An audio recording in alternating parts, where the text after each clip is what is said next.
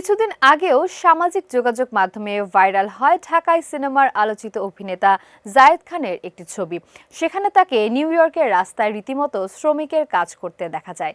আর এই ছবি দেখেই বিস্মিত হন অনেকেই। নেটিজেনদের মনে প্রশ্ন জাগে, সত্যিই কি আমেরিকায় গিয়ে দিনমজুরের কাজ করছেন জায়েদ খান? তবে পরে জানা যায় ছবিটি মূলত আমেরিকান ড্রিম নামের একটি স্বল্পদৈর্ঘ্য চলচ্চিত্রের দৃশ্য।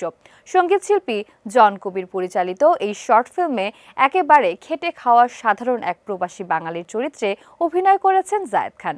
প্রবাসীদের জীবনে আমেরিকান ড্রিম শুধুই কোনো রঙিন স্বপ্ন নয়, এর পেছনে লুকিয়ে থাকে হাড় ভাঙা সংগ্রাম, ত্যাগ আর অজানা সব বাস্তবতা। মাত্র 2.5 মিনিটের এই চলচ্চিত্রে সেই কঠিন বাস্তবতার চিত্রই সুনিপুণভাবে ফুটিয়ে তুলেছেন এই ঢালিউড অভিনেতা। শর্ট ফিল্মটি মুক্তির পর জায়েদ খানের ভিন্নধর্মী অভিনয় নিয়ে সামাজিক যোগাযোগ মাধ্যমে ব্যাপক প্রশংসা চলছে।